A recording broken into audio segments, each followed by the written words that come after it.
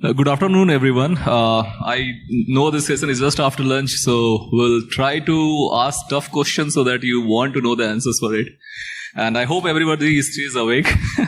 And just I hope that people who came knows that we are not going to talk about SOC 2, but SOC, which is Security Operations Center.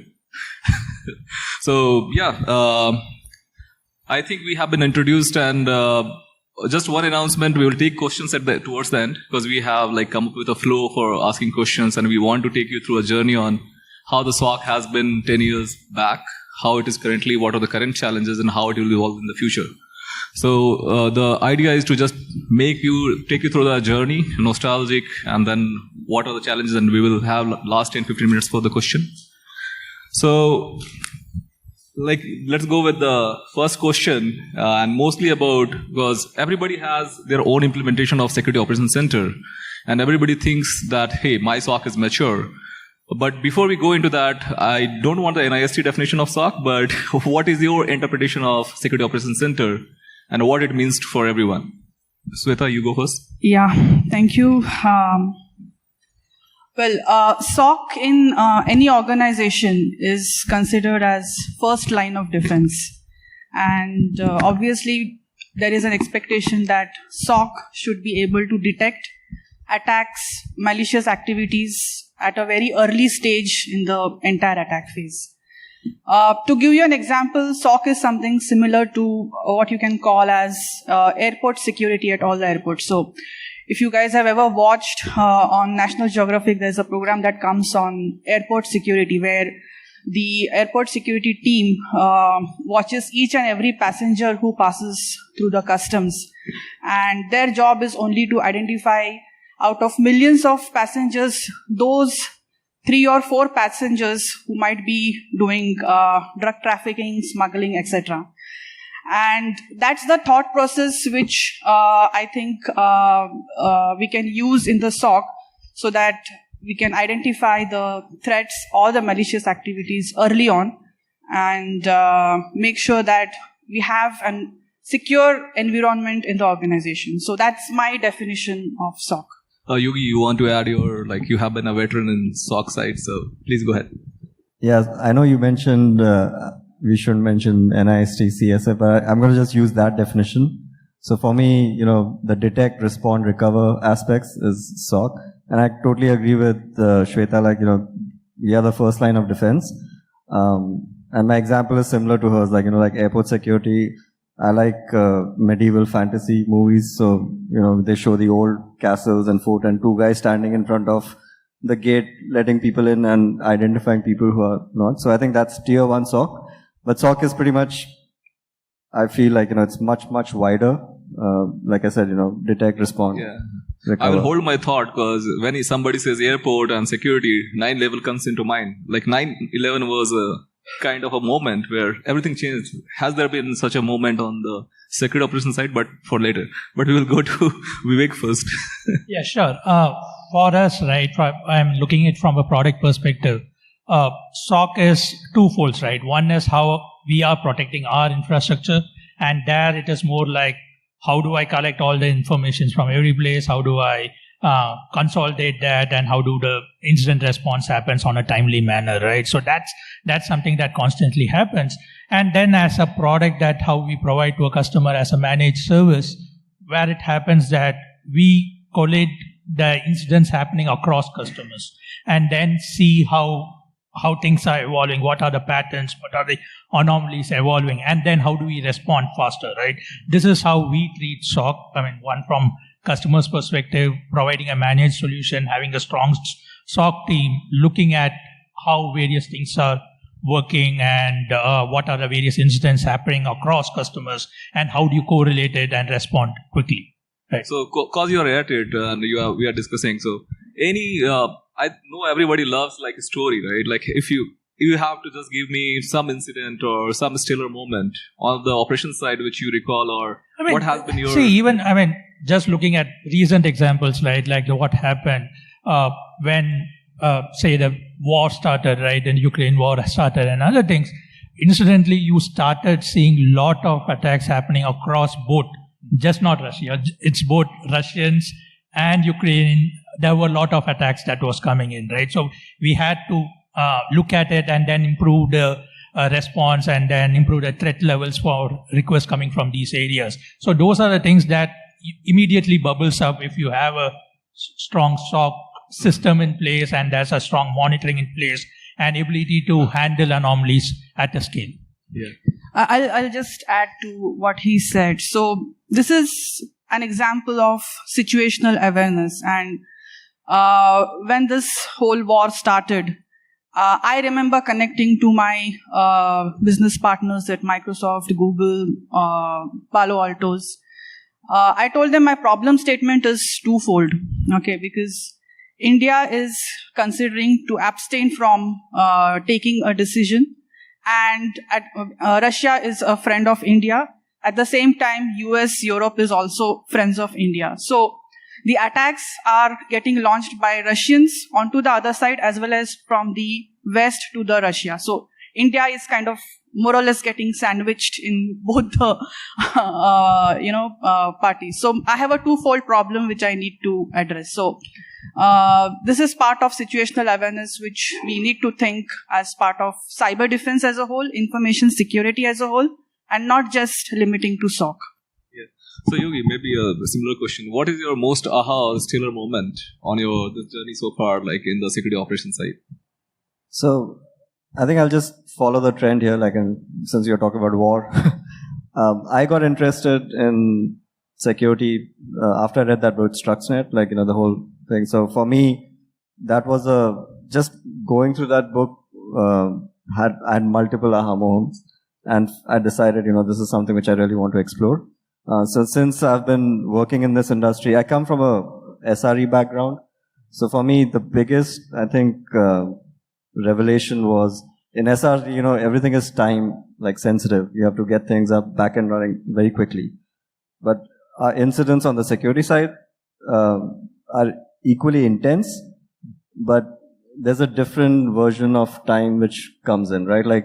You can actually sit back, and sometimes when you know what the attacker is trying to do or you're curious, you just wait sometimes, and which is what was very alien to me when I first got into this side. So I think those things definitely are, aha moments for me. So I think definitely Stuxnet was a milestone. Those have been into the industry for quite some time, the Stuxnet, but I think definitely a lot of other incidents in recent SolarWinds and other have been also taking the news, and definitely this Russia-Ukraine war. The most interesting thing which I witnessed, it talks about the preparedness of the cyber side. A lot of people who started targeting Russian servers, the Russians were responding by saying, hey, I am a teapot. And that is HTTP 418 error, saying that, hey, server is so they were able to direct such attack on their infrastructure, and they were trying to mock the people from the other side. So that's the fun thing which I learned with this new one. So this is about the first introduction around the security operations, what it means, what the panelists have been through, and what is their moments. And so coming to the later part where we want to, everybody is hey, does your SOC sucks? But what are we going to talk about in this? The theme is how do we know that my SOC is mature, or what are the key things to consider to evaluate if my security operations center is at which level of maturity? So that is one question which I have, which will talk about the visibility, the MITRE TTPs, attack framework, and all that. So Sweta, you want to take a go at it? Yeah, sure. So one important thing is when you're building a SOC or when you're sustaining a SOC, at whatever stage it may be, visibility is very important. And what I mean by visibility is not just the network level visibility or endpoint level visibility. The business visibility is also important. Okay, your detection rules should ensure that you address the risks that are posed for the business. Okay, because end of the day, I think many of the organizations since many years have started calling cybersecurity risk as one of their business risks. Okay, I remember in my previous organization, 5 years ago, they actually called it into the annual report saying that these are the top 10 risks the organization faces. cybersecurity is one of the key risks that was identified at that time, right? So visibility from the network point of view, from the endpoint point of view, from the user point of view, location point of view, and business point of view is very important. Many a times what happens is you integrate a lot of infrastructure, you integrate firewalls, you integrate enterprise proxy, but then there is some remote location operating some small business function which nobody has visibility. And that may not be part of your enterprise security control ecosystem. Just to take an example, I have seen these cases where there is a firewall at a particular location. It is a standalone firewall. It is not reporting to a central console. For example, if it's a Palo Alto firewall, the central console of Palo Alto is called as Panorama. So that firewall is not even visible in the central console of the firewall, right? And it's a standalone. How will SOC get that visibility? Because the tools that are used in SOC, primarily the SIM tool, it doesn't have that capability of doing a discovery and identifying the assets in your organization. That's not how it works. So there is some amount of manual intervention which can be solved by having a proper process, interfunctional or interdepartmental process, okay? Especially on the new deployments that happen, the new changes that happen, or the existing infrastructure whenever it undergoes a change. It is important that we make sure that the IT organization keeps the security organization, and very specifically the SOC, informed about those changes. So I'll just stop at that and see if we have any I would like to comments. know more about when we say visibility, but what about the auto discovery? There are definitely have been said OITs and all the other problems. So, but what's your view about this, Yogi? So I agree with Shweta, mostly with what she said about visibility. So maturity doesn't come in one day, right? It takes a while to get to a certain stage. So I think every company is in a different stage of maturity. How we define maturity in SOC, we have a lot of frameworks which give you a good idea on MITRE attack framework, and you can use scenarios from that. But one area, and I think I've heard someone say this, so I'm paraphrasing, but the question is not if some company is going to be breached, it's when. It's just a given at this point, right? So I think the maturity which I think about it ways how many levels or layers of protection you can build in, and visibility is definitely one of the key aspects of that. There's a whole plethora of things we can think of. In our case, we have, we focus a lot on process, people, technology. So when I talk about process, it's about, run books, doing tabletop exercises, doing all of that things. And people, obviously, we want to invest in skills and training. And so it's just the whole gamut of things. You just have to do it. And the best thing to evaluate how mature your firm is to, either get someone from a third party or external company like Mandiant or something to come and, benchmark you. So that gives you a good sense of maturity. Sure. Vivek, you want to add? Yeah. From our perspective, right, how we look at maturity is, and from the SOC perspective, right, it is about visibility, collecting information, then consolidating it, and then the most important part is about the response, right? How quickly are you able to respond? And nowadays, just response is not enough. Reporting is also becoming mandatory. So how mature are you on that front, right? You have compliance mandates where you have to report incidents in very timely manner. So how are you looking at it in a holistic manner, right? And which stage of the maturity level are you in? And from where we see it in the industry, it's more like people are good at visibility side of things. I mean, they are getting there. The reporting side is also getting there, but the response part, right? That's where the challenges still remain. Yeah. So maybe I also want to have an audience poll sort of thing, just a show of hands. So how many of you have seen the MITRE attack framework being implemented and somebody actually mapping the TTPs and hey, do we have security controls in place and being followed in your own organizations diligently? Wow, that is a good number. What is the current MITRE attack version? That's a trick question. That is to the audience. 11. How many tactics are there? How many say 12? We are hiring right now. How many say 12? Okay, 1, 2. 14, who said 14? 1. Okay, now everybody is saying 14. Okay, so there are 14 because from the version 9 onwards, the pre-attack and the attack matrices have been merged. So that's how you have 14 tactics. How many techniques? Any guess? More than 150, okay. Too low.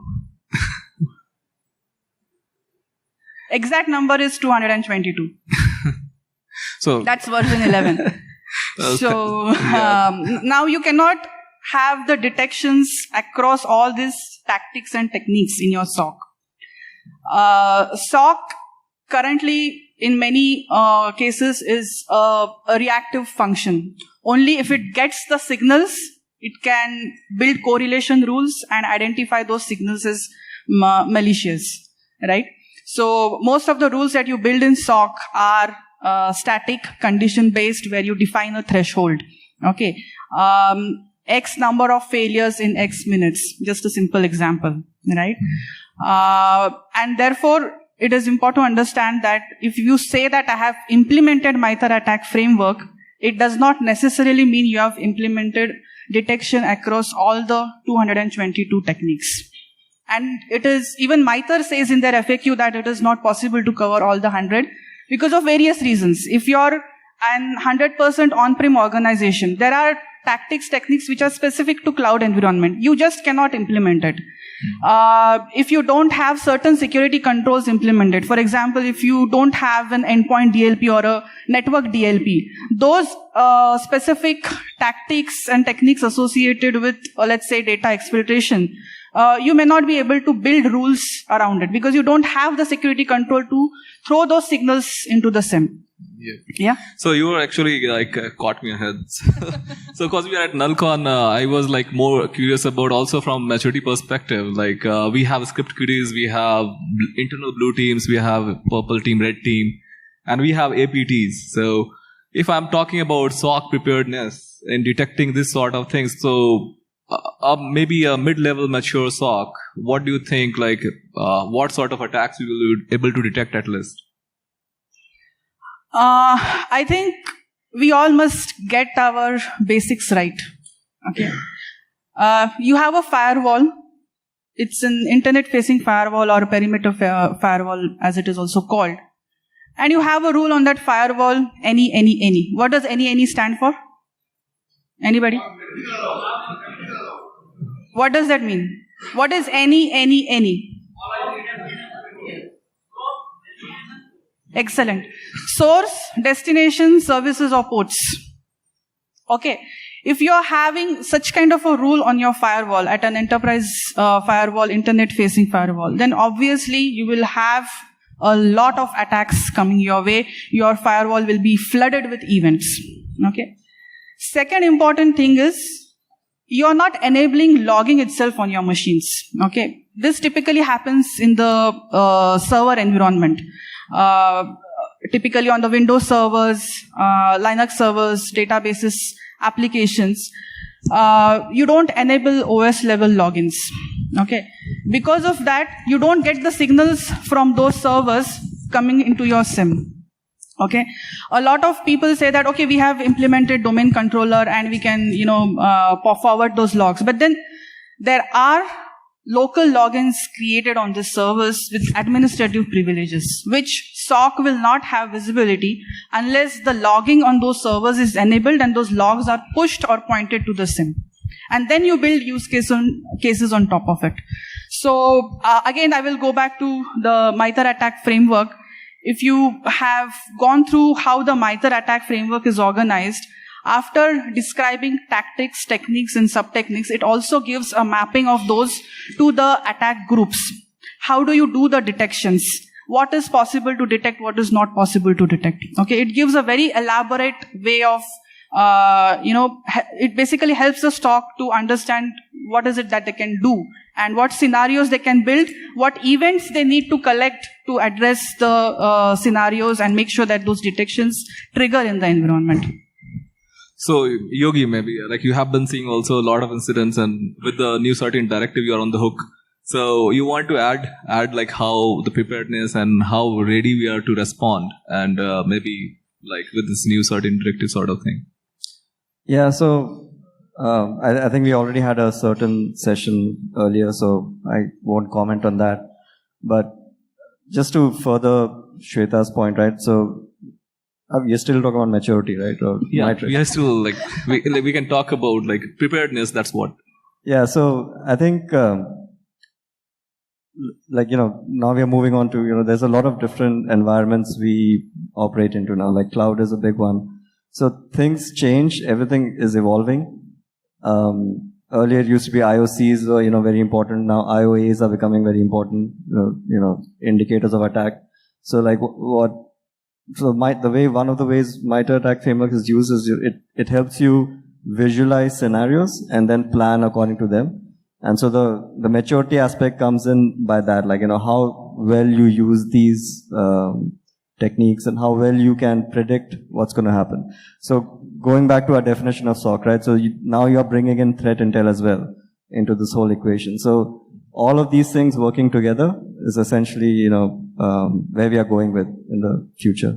Yeah, like if I can add a supplement to that question. So what could be impact of, like, we have seen recently a lot of red team tools being leaked. So how soon you think, like, once that 0-day sort of thing happens, or like red team's tools are getting leaked, how fast we can detect those anomalies? Like, do we wait on the vendor's signature detection, like, to be added to our infra, or like we do something on the fly?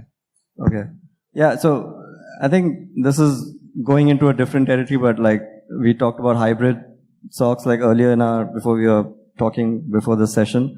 So hybrid SOCs is one way, like, and by hybrid SOC we mean like, where you have your internal SOC, you may be partnering with external partners like CrowdStrike or some other, vendor who's helping you at the same time.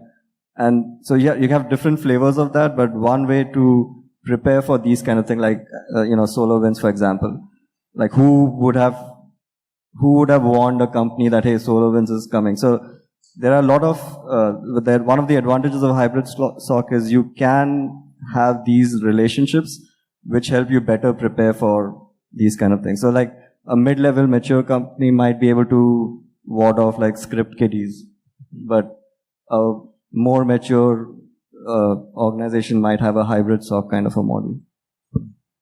So I think, Vivek, you want to add something to this? Not much. I think I agree with what they are saying, right? And it depends. I mean, it's all about, you have different detection techniques. Now then, how do you correlate those, right? And maturity, or how do you respond faster, would come down from, does the SOC team understands the various detection techniques happening? If not, are you asking the vendors to go back and then give the right information for you? And is the different techniques being configured well, and all those things, right? It comes down to that, and that's pretty much it. I'll just take one example here. How many of you remember WannaCry? All of them. Okay. So what was the root cause of WannaCry happening? Somebody said?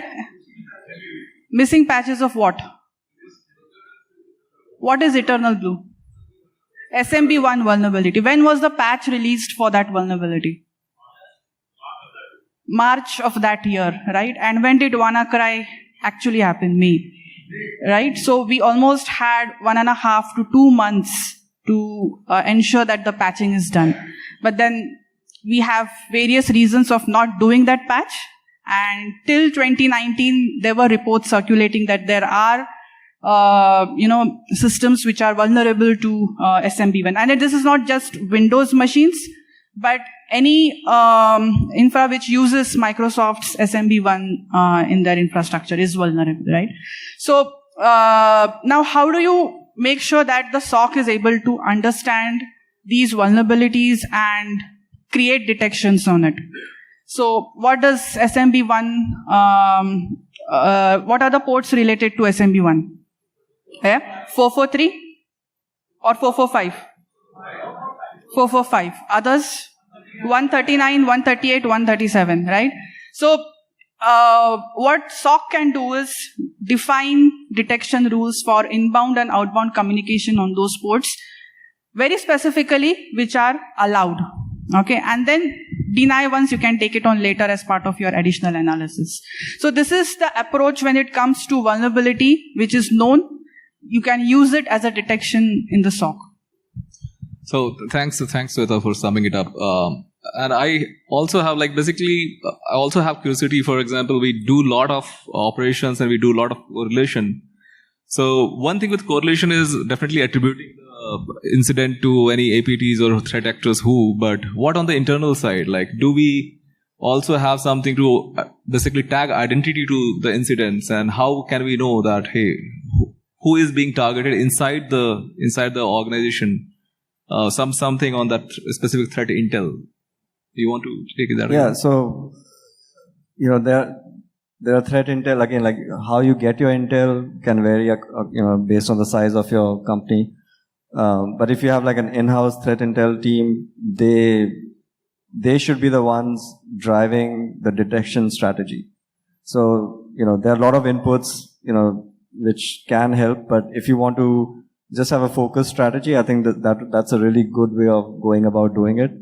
And the way they do it is, multiple fronts. Like you mentioned the APT actors, but yeah. So mostly my question is around like Active Directories, that they have been the target for all the actors. Hey, let's get the privileged identity. Like I want an admin access, and then basically you get the keys of kingdom. Maybe you can do a golden attack or cover hosting, whatever. But if once you have the hold of Active Directory, and then you can simply use that. So maybe Sweta, you want to add something on the identity part? So basically, we are trying to address two things. One is an external attack gaining access to your valid accounts, which is one of the techniques under 4 tactics of MITRE, and insider threat. Okay, so SIM coupled with UEBA is more likely to give you that insight, because UEBA has that very good analytical module. For example, if let's say I'm using G Suite in my organization, okay, or even O365, okay. If you're logging from a compromised device, okay, you get an alert that there is a user login that has happened from a compromised device, okay.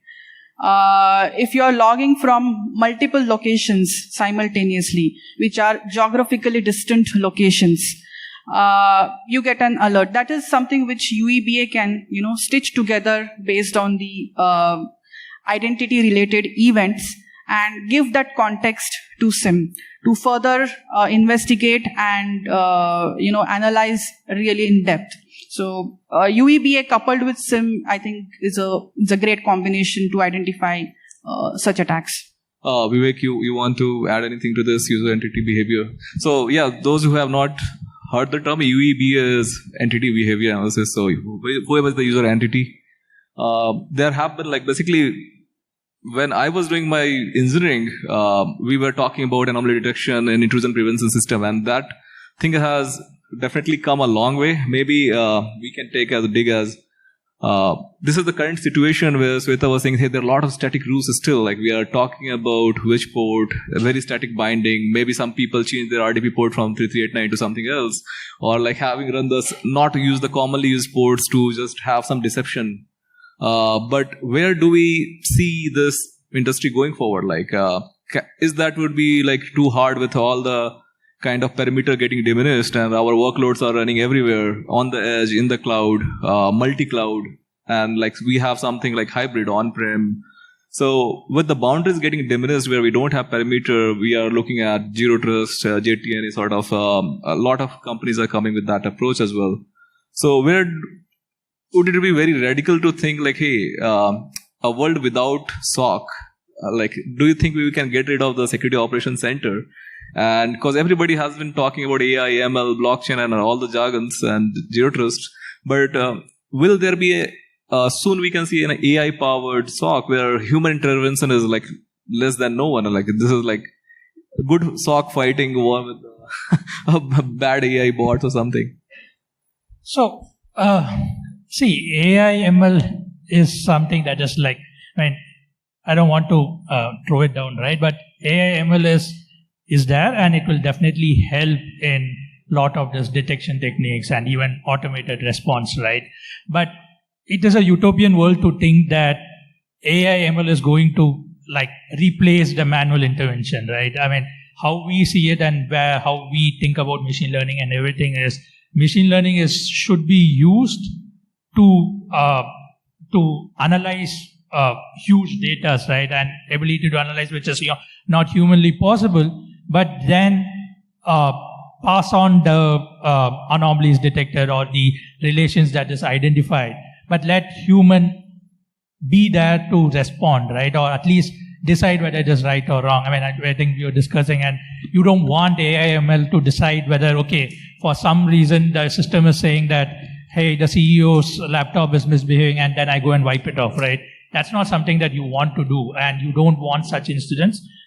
Coming from an application security perspective, how we see it as even a minute's downtime in an application costs companies, right? And in that cases, you don't want AI ML to kind of, okay, it's seeing a huge surge of data or requests coming from a business area, right? Say from Singapore, and all of a sudden they block Singapore, which is their biggest business centers. So that will cause huge issues, right? So I don't see AI ML replacing it. Obviously, it will be complement.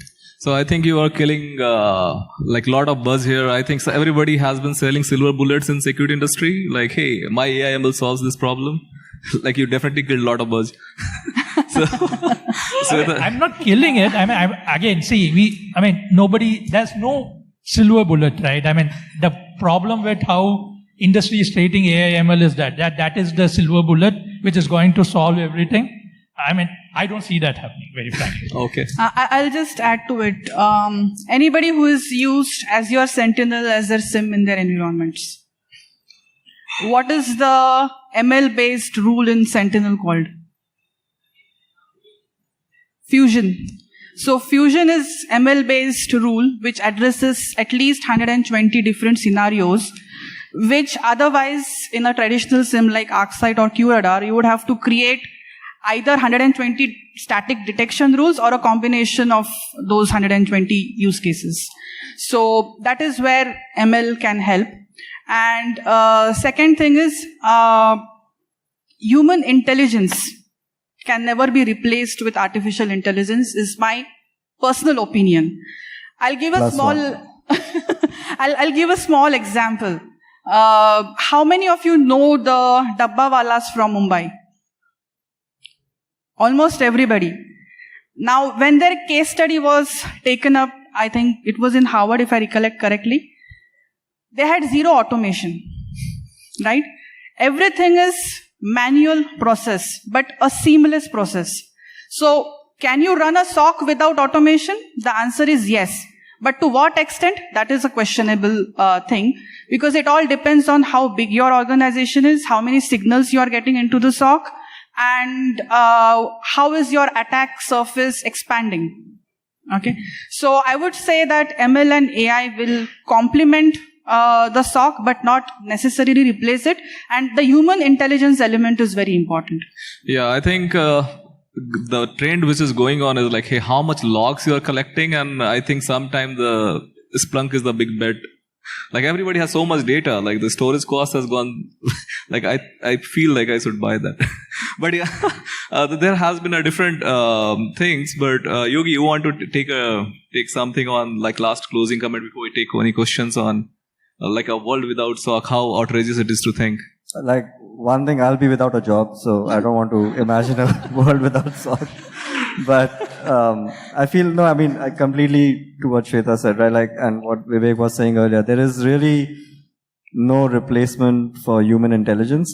All the tools and everything are meant to help humans make, informed decisions quicker. We don't want all the noise, so we really do depend on the tools, but not as a replacement. It's more of an addition. Yeah, I will convey this message because like there are a lot of companies who are saying that, hey, we can potentially prevent 0 days from happening, use our ML and AI. So yeah, otherwise you can expect the robot, the Rajnikant movie. Terminator. So let's go back and questions now. The question time. Oh, I see a lot of hands there.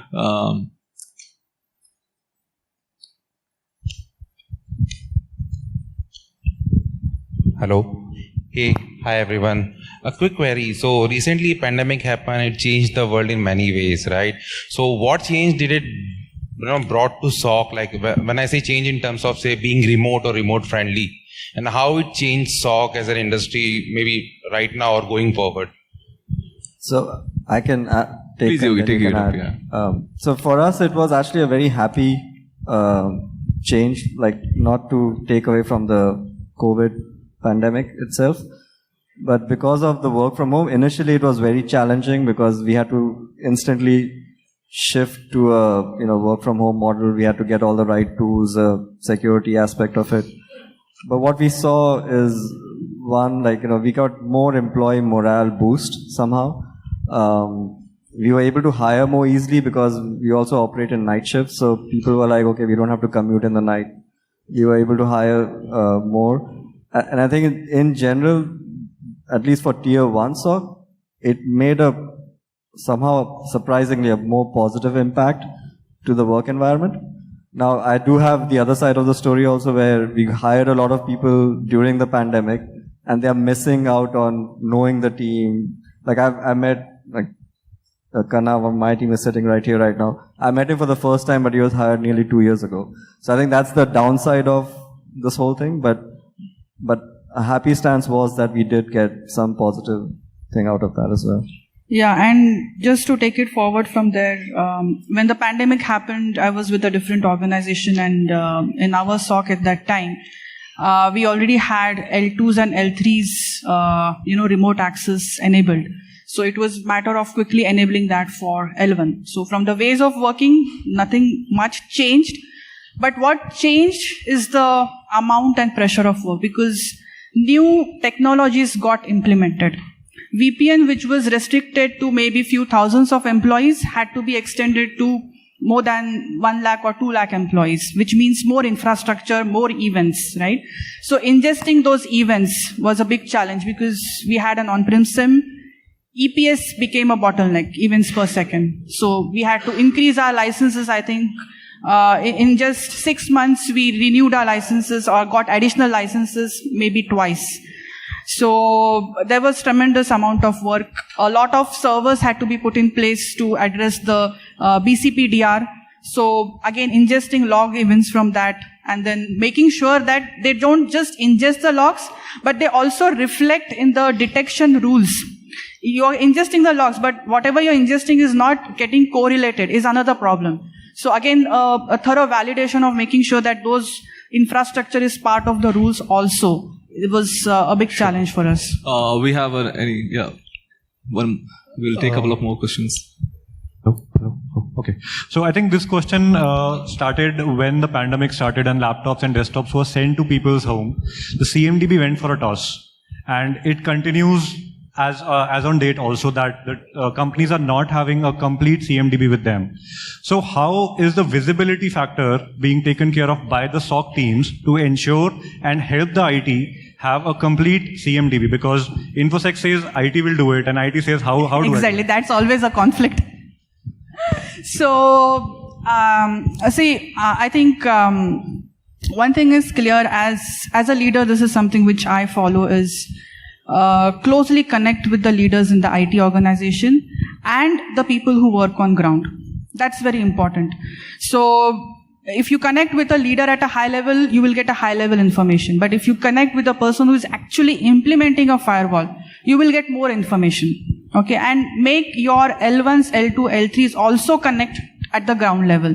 Once you establish that connect, you can define a proper process, which is the change management process and how Infosec can get visibility. Infosec, I think, should be part of all the CAB meetings, at least the emergency and the high or critical severity changes. Thank you. I think, please go ahead.